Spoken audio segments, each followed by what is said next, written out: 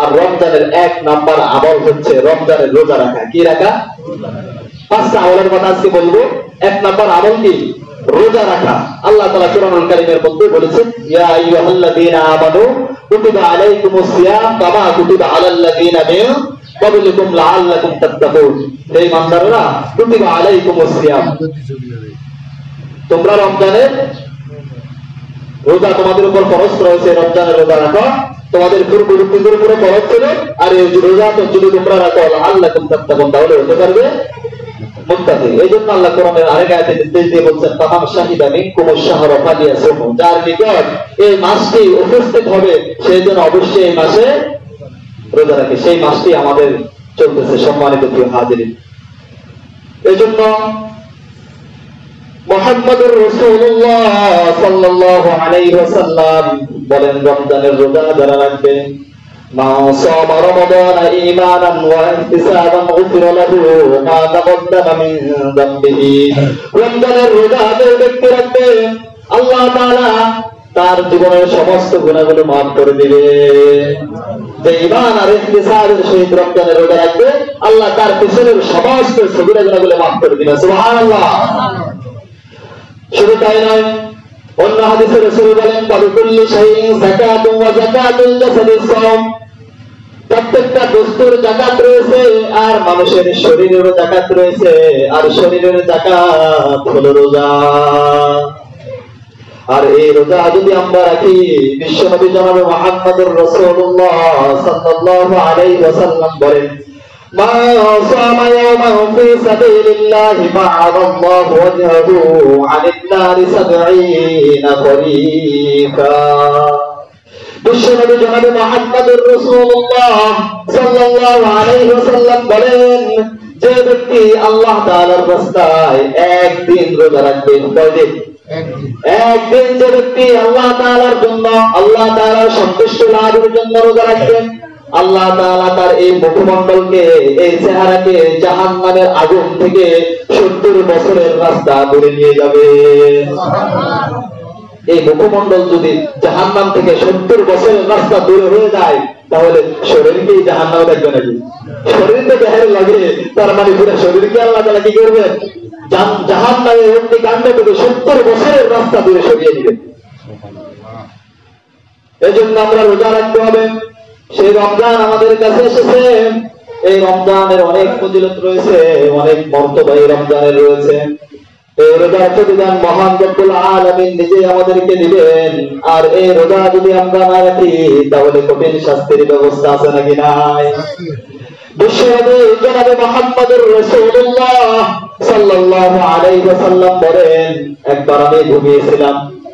আমি যখন ঘুমিয়েছিলাম, এক ফেরেশতা আমার কাছে এসেছে, 2 জন ফেরেশতা আমার কাছে এসেছে এবং আমাকে সেখান থেকে ঘুম থেকে জাগিয়ে আমার 2 বাহু ধরে আমাকে তারা টেনে এক দুর্গম পাহাড়ের নিকটে নিয়ে গেল এবং এক দুর্গম পাহাড়ের পাদদেশে আমাকে নেওয়া হলো। অতঃপর আমাকে বলল, ইয়া রাসূলুল্লাহ, ইয়া হাবিবাল্লাহ, আপনি এই পাহাড়ে উঠুন। আমি বললাম, এই দুর্গম পাহাড়, এটাতে কিভাবে উঠবো? এটাতে আমি উঠতে পারবো না, আমি উঠতে পারবো না এই পাহাড়ে।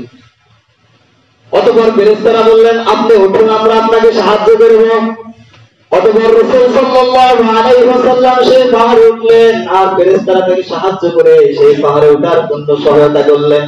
রাসূল সাল্লাল্লাহু আলাইহি ওয়াসাল্লাম পাহাড়ে উঠে এক বিকট আওয়াজ আর চিৎকার চেঁচামেচি শব্দ শোনা যাচ্ছিল, রাসূল শুনতে পাচ্ছিলেন। অতঃপর বিশ্বনবী জনাব মুহাম্মদুর রাসূলুল্লাহ সাল্লাল্লাহু আলাইহি ওয়াসাল্লাম বলেন, ও ফেরেশতারা, এটা কিসের আওয়াজ?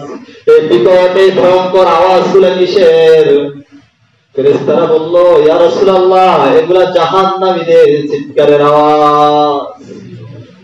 অতঃপর রাসূল সাল্লাল্লাহু আলাইহি ওয়াসাল্লাম আরেকটু সামনে গেলেন। সামনে যাওয়ার পরে তিনি অনেক মানুষকে দেখতে পেলেন, যাদের পা দুটা বাঁধা এবং পাগুলা উপরে দিয়ে বাঁধা, উপরের দিকে লটকানো, তাদের মাথাটা নিচের দিকে ঝুলে আছে আর তাদের গাল বেয়ে বেয়ে রক্ত পড়তেছে। কি ভয়াবহ! চিন্তা করেন, একটু চিন্তা করেন যে পাগুলো উপরের দিকে বাঁধা, লটকানো অবস্থায় মাথাটা নিচের দিকে ঝুলে আছে আর মুখ থেকে রক্ত বের হয়ে পড়তেছে, ভয়ঙ্কর অবস্থা। বিশ্বনবী জিজ্ঞেস করলেন, ও ফেরেশতারা, এরা কারা, এদের অবস্থা কেন? ফেরেশতারা বলছে, ইয়া রাসূলুল্লাহ, ইয়া হাবিবাল্লাহ, এই লোকগুলা তো সেই লোকগুলা যারা রোজা রাখতো, তবে ইফতারের সময় হওয়ার পূর্বে তারা রোজা ভেঙে ফেলতো। তাহলে রোজা রেখে ভেঙে ফেললে যদি এই পরিণতি হয়, আর রোজা না রাখার পরিণতি কত ভয়ঙ্কর হতে পারে। এজন্য যত কষ্টই হোক রমজানের রোজা রাখে চেষ্টা করেন, প্রথম দুই একদিন একটু কষ্ট হবে, পরে দেখবেন আলহামদুলিল্লাহ ভালোই লাগছে। রাসূল সাল্লাল্লাহু আলাইহি ওয়াসাল্লাম বলেন, রোজা রাখো আর সুস্থ থাকবে। সুবহানাল্লাহ। আমরা মনে করি রোজা রাখলে অসুস্থ হয়ে যাবে, আর রাসূল বলেন রোজা রাখো সুস্থ থাকবে। এটা শুধু রাসূলের কথা নয়, আজকের যুগের মেডিকেল সায়েন্স বলছে যারা রোজা রাখে তাদের ডায়াবেটিস থাকলে ডায়াবেটিস নিয়ন্ত্রণে থাকে। সুবহানাল্লাহ। যাদের অর্গানে সমস্যা রয়েছে, যাদের প্যানক্রিয়াসে সমস্যা রয়েছে, বিশেষ করে আমি যে রোগী, রাসূল বলছেন রোজা রাখো সুস্থ হয়ে যাবে। শরীরের যত জীবাণু রয়েছে সমস্ত জীবাণুকে এই রোজা ধ্বংস করবে। আল্লাহু আকবার। শুধু রাসূল বলছেন না, আজকের যুগের বিজ্ঞানী আর মেডিকেল সায়েন্স এই কথা বলছেন। আমরা মনে করি রোজা রাখি, কিন্তু রোজা রাখলে আমি অসুস্থ, আরো অসুস্থ হয়ে যাব। সম্মানিত হাজিরিন, এই জন্য আমাদেরকে রোজা রাখতে হবে। আর এই রোজা যদি আমরা রাখি, বিশ্বনবী জনাবে মুহাম্মদুর রাসূলুল্লাহ সাল্লাল্লাহু আলাইহি ওয়াসাল্লাম বলেন, আস-সাওমু লি ওয়া আনা আজজি বিহি। হাদিসে কুদসিতে আল্লাহ বলেন, রোজা হচ্ছে আমার জন্য, আর এর প্রতিদান আমি আল্লাহ তাআলাই তাদেরকে দিব।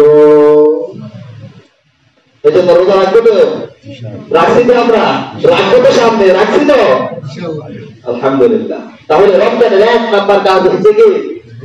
রোজা রাখতে হবে। রমজানের 2 নাম্বার কাজ হচ্ছে তারাবি পড়তে হবে। কি পড়তে হবে?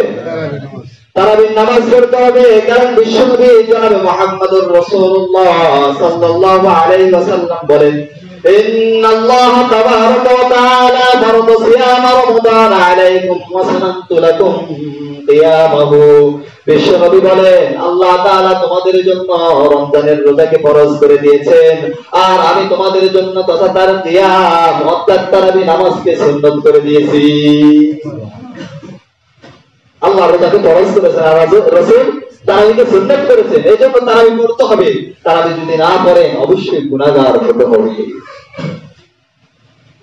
এইজন্য বিশ্বনবী জনাবে মুহাম্মদুর রাসূলুল্লাহ সাল্লাল্লাহু আলাইহি ওয়াসাল্লাম যেমন রোজার ব্যাপারে বলেছেন মান সাওমা রমাদানা, তেমনি রাসূল আবার তারাবির ব্যাপারে বলছেন মান কামা রমাদানা ঈমানান ওয়া ইহতিসাবান গুফিরা লাহু মা তাকদ্দামা মিন যামবিহি। রাসূল বলেন, যে ব্যক্তি ঈমান আর ইহতিসাবের সহিত রাতের বেলায় তারাবির নামাজ আদায় করবে, আল্লাহ তাআলা তার জীবনের গুনাহগুলো মাফ করে দিবে। তাহলে রমজানের 2 নাম্বার কাজ কোনটি? তারাবির নামাজ। রমজানের 3 নাম্বার কাজ হচ্ছে কোরআন তেলাওয়াত করা। বেশি বেশি কি করা?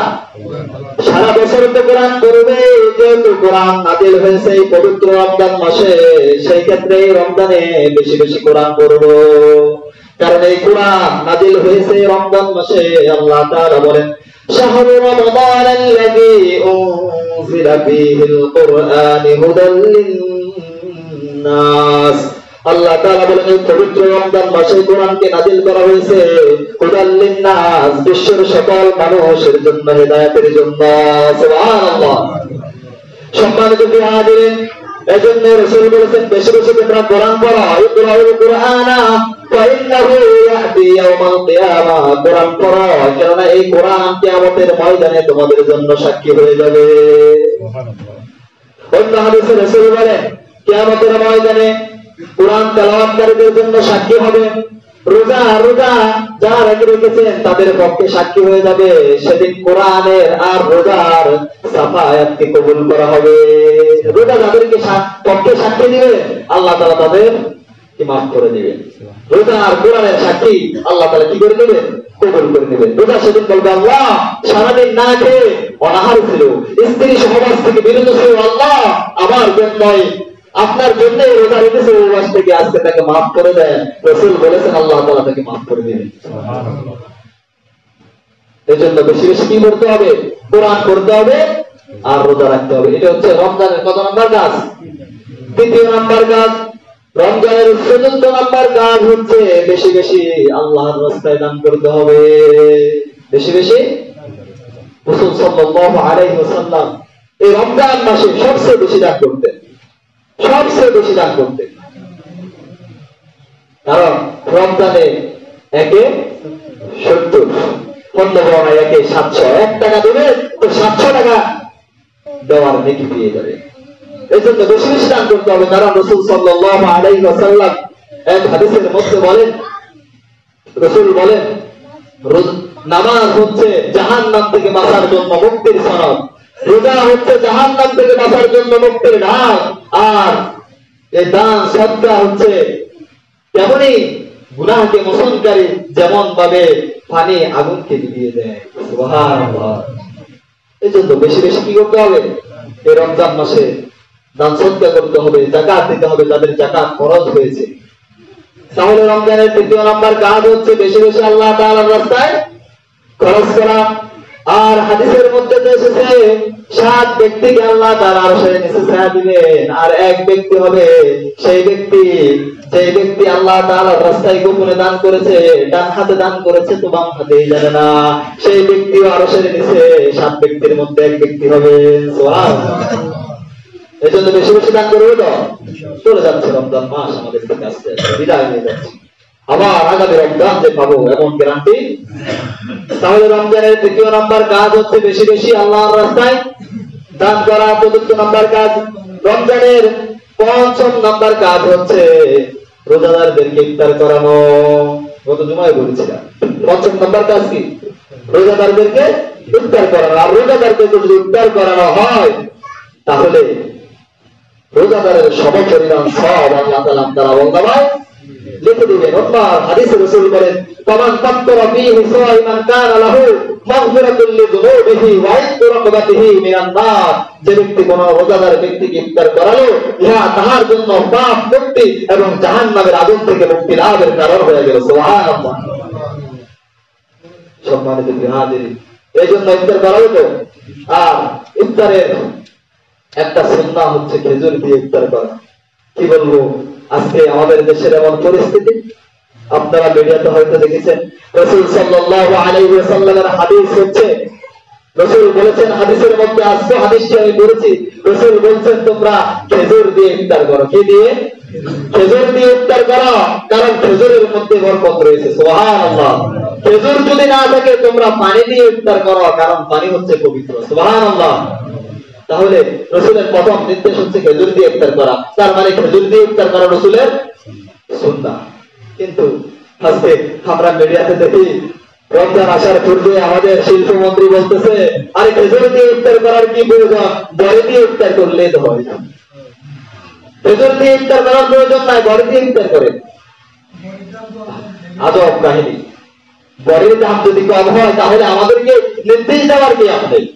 আপনি অনুরোধের শুনে আমাদেরকে বলবেন, আরে আমরা তো বেগুনের দাম বাড়াই দিচ্ছি, তাহলে এখন আর বেগুন দিয়ে তো আপনারা বেগুনি খেতে পারবেন না, এখন পেটরা দিয়ে খান। একটু অনুরোধের শুনে আমাদেরকে বলবেন।